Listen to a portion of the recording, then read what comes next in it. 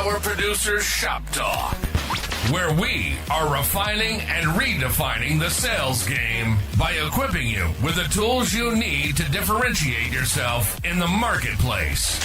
Listening to the podcast is only going to get you so far. Why not take your game to the next level? Check out Power Producer Basecamp on killingcommercial.com today. Tactical skills that'll help you provide deliverable value to your clients and prospects. Want to have the sweet swag that we send out from the Power Producers podcast for your clients and employees? Check out policyt.com today. And action items that you can provide to take your prospects and clients to the next level. Want to create an online presence but don't know how to start? Check out crushingcontent.com. It's done for you, so all you have to do is show up. This is Power Producers Shop Talk, production redefined. Are you ready to feel the power? What's up, everybody? Welcome back to Power Producers Shop Talk. This is our second installment with the team from Insurance Futures, and we're talking about how you handle remote employees. And we're going to focus this week on culture and connection, specifically team building activities. And I'm sure that I'm getting ready to get taken to school just like the rest of you. So I'm going to let the guys from Heritage open this thing up and start taking us to school. So let me jump in and start with this. So today in the Insurance Mavericks Facebook group, somebody said, hey, we just went virtual. We're all on Teams. How much time do you set aside each week to actually talk to your team members? She said something to the effect of she doesn't like to just spend time talking on Teams. Whereas if she was in person, she would be able to, see him at the water cooler, see him at lunch, whatever it may be. So I want to start this out just by saying in a virtual environment, intentional culture building isn't optional, it's a necessity. And you have to be very strategic about what you do and how you do it. Otherwise, it will fall by the wayside and you will have a horrible culture and things will not run the way that you want them to run in a virtual environment.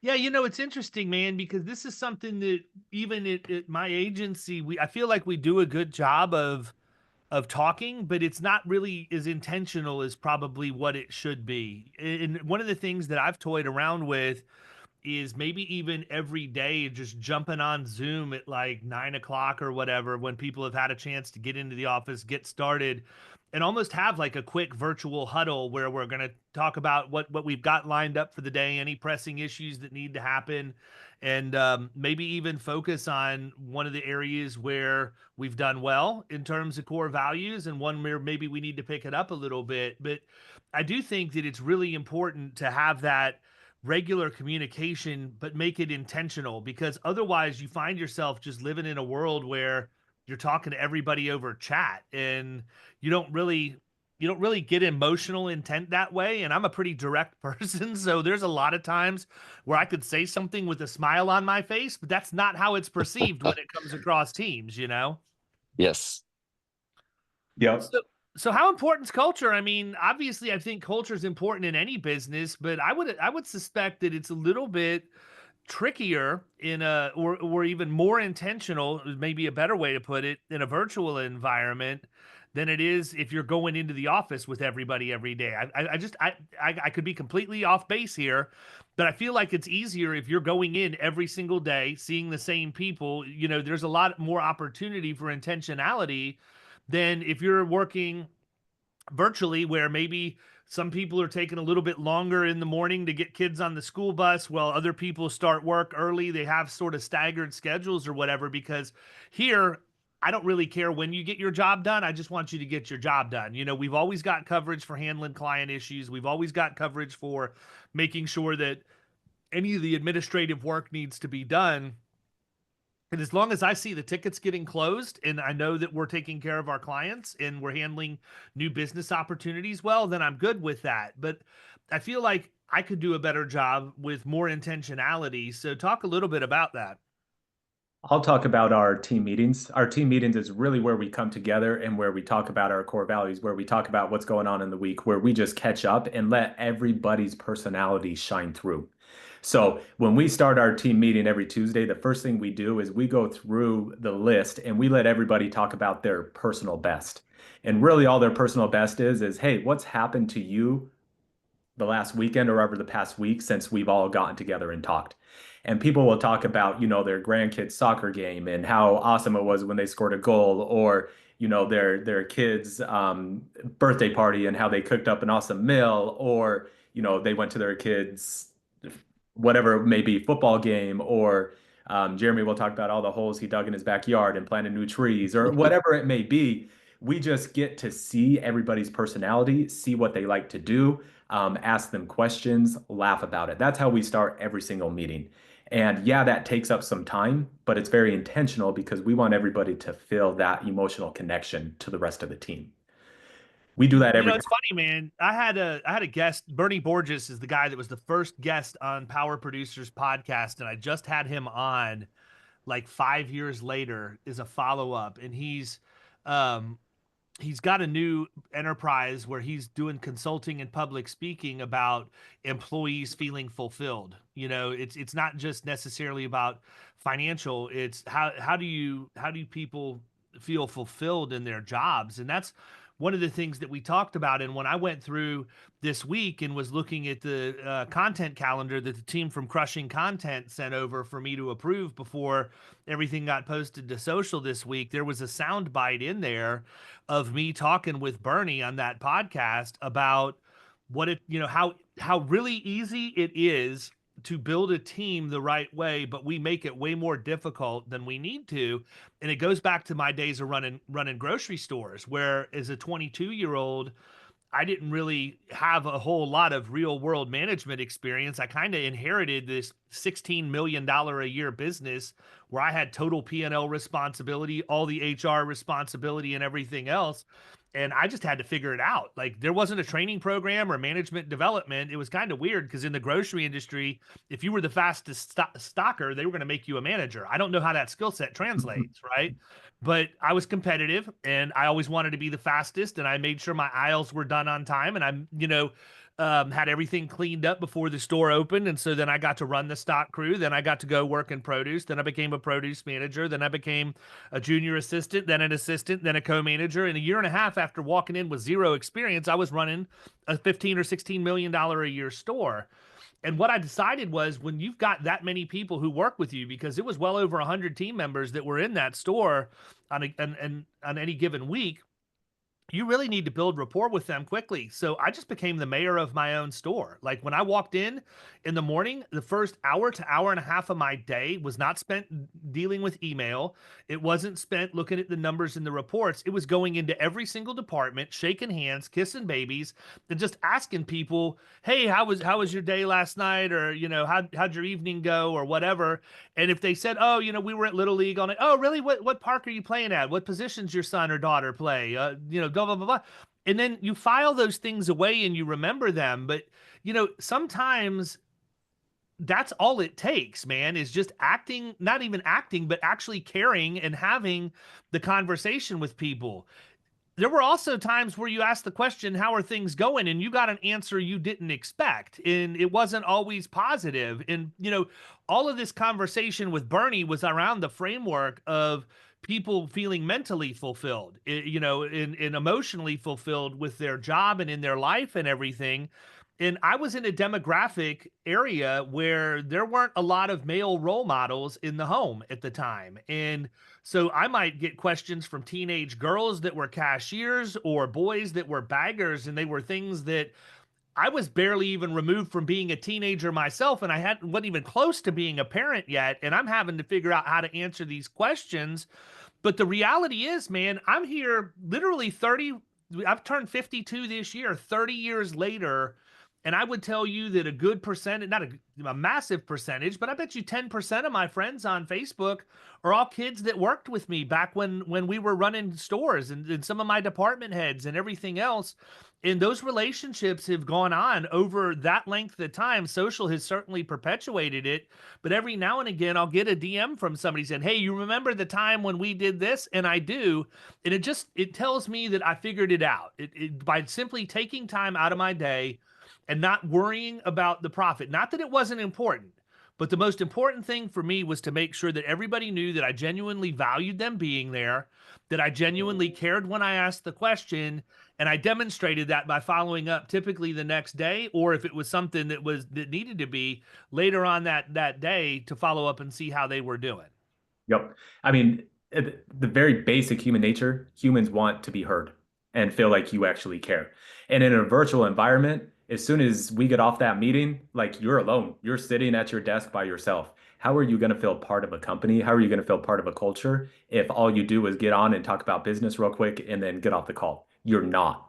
So you have to be very intentional about those things. And then what happens is you all get to know each other, you have that connection, and then you're working together for a common goal instead of me just sitting at my home 200 miles away from the next person doing work by myself. It's a completely different dynamic.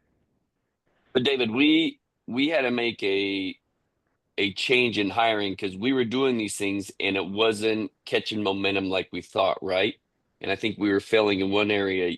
When you just referenced walking in and talking to those people for the first hour, hour and a half during the day, you made that connection. That's easy to do in person.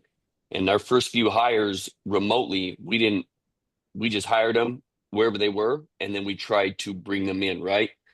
We realized we were missing that connection. So what we started doing was flying people in, right, for a few days and flying managers in, or, most of our employees were in Arizona. So bringing them there and making that personal connection. So bringing them in would give them a cool gift bag, right, with a computer and a sweatshirt. And Michael would gather all this information, what they liked, a gift card, their favorite candy, whatever it is. We just tried to make it a special experience, right? We would go out to eat with the team. We would do different things. But things changed drastically when we were able to meet these people in person, have that connection, and talk to them while you're working, when you're not working. And then when they went back and we were doing these activities virtually, right? So that was a shift we did, and it helped greatly. Even if it's, like I said, just for a few days, it was money well spent. Absolutely. So, part of it too is creativity, because, you have to think outside the box to some degree if you're going to try and build culture with a remote team. And certainly one thing that's creative is actually investing in bringing them in and having time with them in person. But what are some of the other things that you've encountered over your time together? Yeah, so I'll talk about this, and this is also what we're going to give away, a free guide to a bunch of different team building activities.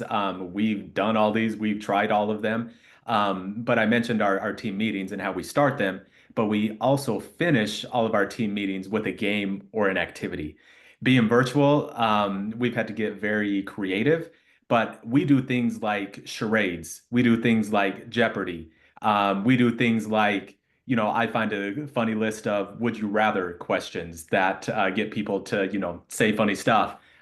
There's so many different types of funny games you can do to where, we're playing like charades and people are sitting at their computer chair, like jumping up and down and moving around trying to act out something. And it just gets really funny and it allows people to show who they are. Again, when you're sitting at your house by yourself, in front of your computer, you kind of like you're not showing your personality, but we really try to push people, and it would make some people uncomfortable, right? But we really try to push people to be a part of these games and laugh and to come out of their comfort. And it's surprising when you do that and are intentional about it, you can see people's personality through video. People think you can't do that in a virtual world, but if you're intentional about it and do the right activities, you can pull that out of people. So we make sure every single week we're doing some type of a game or a question like that.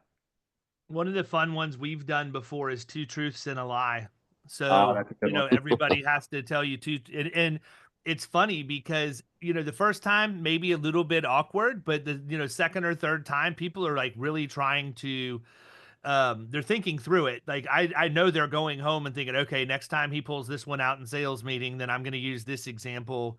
And it ends up being like really competitive because people are trying to get you to guess the wrong thing for whatever reason. Like there's literally no meritocracy there. It's literally it's just for the bragging about, oh, I fooled you. But we found some really interesting truths out about people that I'm quite surprised they would share in a public environment. But Yeah, I mean, I think that stuff like that's really important. And I mean, that's something that's easily done in a remote environment, just like it would be in person. You could do the same thing in person, but with the ability to see each other on Zoom and everything else, it doesn't really take anything away from the experience. No, and it's the same as if you like Halloween would have them dress up, right? And everybody voted to see who had the best costume. That doesn't matter if you're in person or virtually, like you said, because you can see everybody. Um, and I think one thing we do a lot of fun stuff, but one thing that sticks out to me is say someone's sick, a family member sick, or different things. We always make sure one of our managers reaches out and we will, provide them a meal or something for a few days, right? Think about it. Anytime you have something going on in life, I remember my wife had health issues. The last thing I wanted to worry about was dinner at night, right? So I think even little things like that, um, if you send them dinner for them or their family for a couple nights, it just lets them know, even though we're not there in person, we're thinking about you, we care. And once again, it's that connection and culture. It helps them buy into working for you even more. And one other thing I just want to touch on, David, and then I think we've given you a lot of information. One thing that we did to involve other people to see their personality, to allow them to shine. I always say this, it all ties back to the core values. We'll keep saying that. We would choose a team member to come in and give us a lesson about what a core value means to them. And they would find videos that they like, they would find quotes that they like, and they would give us a lesson on one of our core values. So now we're reinforcing our core values, but we're allowing them to teach it instead of one of our managers or one of our owners. Because again, as you mentioned earlier, it's different coming from an actual team member from a peer. Yeah, I agree with that. That's really, really good stuff, guys. So, Michael, since you're already on a roll, tell them what they won. What are we going to give them this week? You no longer have to guess. You will get a full list of all these types of games and activities and team building stuff and highlights and all that stuff. We have a list and how to implement it. Go to the website and check it out. And also on the weekly newsletter, we talk about those things from time to time. So make sure you're signed up for that. Beautiful. Well, listen, everybody, thanks so much for tuning in. Thanks to the team at Insurance Futures for another 15 or 20 minutes of your time. We look forward to keeping the dialogue going next week. See ya.